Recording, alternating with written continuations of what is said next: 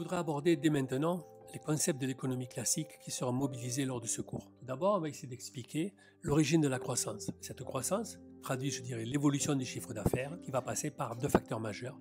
D'une part, l'effet quantité et d'autre part, l'effet prix. L'effet quantité a pour origine les facteurs de production qui seront mobilisés, la notion de travail, la notion de capital ou la notion d'actifs et d'investissement qui vont permettre d'augmenter le volume de vente et traduire une augmentation de l'activité. L'effet prix partira, de la notion d'efficacité des facteurs de production mobilisés à travers l'organisation du travail, les innovations technologiques et les efforts fournis par le capital humain, l'éducation, la formation, la recherche et le développement. Tout ça permettant, une évolution favorable des prix de vente et donc contribuer à l'augmentation de l'activité par le biais des prix de vente. Les deux réunis, prix et volume, traduiront l'évolution de la croissance en termes de chiffre d'affaires.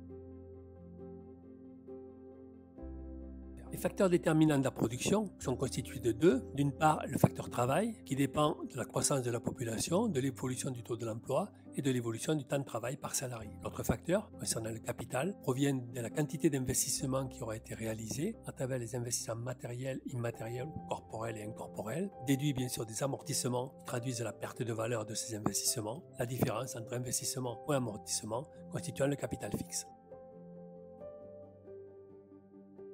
On assiste à plusieurs formes de croissance qu'on va pouvoir décrire. Tout d'abord, la croissance expansive. La croissance extensive traduit l'augmentation en quantité des facteurs de production que sont le capital et le travail. La croissance intensive traduit la croissance résiduelle, autrement dit celle que l'on rencontre après avoir mobilisé la croissance extensive, qui représente l'efficacité des facteurs de production. Deux autres formes de croissance apparaissent, la croissance exogène et la croissance endogène. Pour Robert Solow, économiste nobelisé, une partie importante de la croissance économique de long terme s'explique par la productivité des facteurs de production issus du progrès technique. Mais progrès technique égale une manne qui est tombée du ciel, il est donc exogène. La théorie de la croissance endogène est venue bouleverser cette analyse. Dans cette théorie, les rendements du capital ne sont pas décroissants, mais constants. Cela signifie que plus on investit, plus la croissance est à augmenter, puisque l'efficacité de ce capital supplémentaire ne fléchit pas. Pourquoi en est-il ainsi? Parce qu'un investissement supplémentaire engendre toute une série d'effets positifs au bénéfice de la collectivité. Il peut s'agir d'investissements dans le domaine de la formation, de la recherche ou des infrastructures. Les effets positifs tiennent au fait que dans la plupart des cas, grâce à ces investissements, le niveau des connaissances progresse, un savoir-faire nouveau ou existant est développé. Le progrès technique ne tombe plus du ciel donc. Il est issu de ces investissements qui produisent de l'efficacité accrue, non seulement au bénéfice de celui qui investit,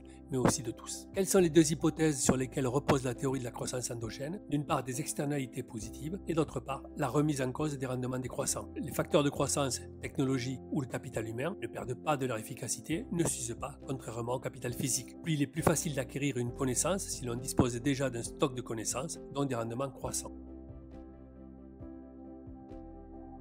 La croissance exogène représente le pourcentage du progrès technique qui provient d'une source extérieure à l'économie, soit le progrès technique dit exogène. Cela traduit des gains de productivité limités certes à la croissance, limités à la croissance et des rendements factoriels. Autrement dit, on a des innovations techniques qui produisent des progrès techniques avec des gains de productivité qui sont limités par les rendements factoriels. Autrement dit, ce qui amène à la croissance économique. La croissance avec progrès technique endogène traduit les rendements factoriels ne sont plus décroissants mais constants, les rendements d'échelle ne sont pas constants mais croissants grâce aux externalités positives, le processus de croissance devient cumulatif et auto-entretenu, l'État doit encourager l'innovation et l'accumulation du capital, amenant à une politique structurelle à long terme, en finançant les coûts de recherche et de développement, réaliser lui-même des investissements publics et protéger les acteurs économiques. Donc deux sources de gains de productivité, la croissance donc avec le progrès technique associé à la croissance économique qui à travers les investissements en recherche et développement, le capital humain, les infrastructures, répond, à des nouveaux besoins, qui va traduire une accumulation des revenus et d'expérience associée à des externalités positives. Et finalement, la croissance se révèle autoproductrice de ses propres ressources financières pour de nouveaux projets d'investissement. Le processus de croissance devient cumulatif et auto-entretenu. Comment peut-on traduire le capital humain? Autrement dit, on a des études qui amènent à la connaissance, des expériences qui produisent des aptitudes, tout ça au service de la productivité et donc de la rémunération du capital humain. La schématisation de celui-ci engage une durée des études qui transmet des connaissances, une ancienneté qui produit des aptitudes. Les connaissances et les aptitudes des salariés contribuent à l'augmentation de la productivité, les productivités individuelles sont objectivement évaluées et les acteurs économiques rémunèrent les salariés selon la productivité marginale. La loi des rendements décroissants traduit une productivité moyenne du travail produit. Autrement dit, la loi des rendements décroissants démontre qu'adjoindre un travailleur supplémentaire devient de moins en moins productif. Il s'agit de déterminer quand est atteint un maximum après lequel l'augmentation du nombre de salariés produit un accroissement moins que proportionnel de la production, d'où une productivité marginale du facteur travail qui est décroissante.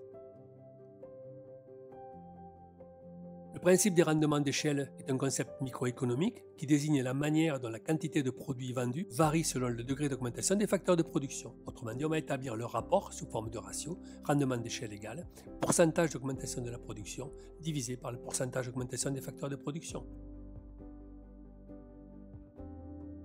La courbe d'économie d'expérience est un autre concept microéconomique qui représente la variation du coût unitaire total d'un produit hors inflation décroît d'un pourcentage constant chaque fois que la production cumulée de ce produit par l'entreprise est multipliée par 2. Les pourcentages s'élèvent à environ 5% pour l'agroalimentaire, 8% pour le textile, 10% de l'automobile et 40% pour les microprocesseurs. Autrement dit, chaque fois que la production va doubler, par exemple pour l'agroalimentaire, les coûts de production vont baisser de 5%. Chaque fois que celle-ci va doubler pour le textile, les coûts de production vont baisser de 8%. Nous avons un graphique qui représente une courbe d'expérience à 90% à 80%. Autrement dit, si l'on prend le cas de la courbe à 90%, cela signifie que chaque fois que la production cumulée d'un club de sport double, le coût unitaire diminue de 10% grâce à l'expérience acquise. On traduit aussi l'effet d'expérience par le coût d'obtention pour un spectateur additionnel sous l'effet de l'expérience.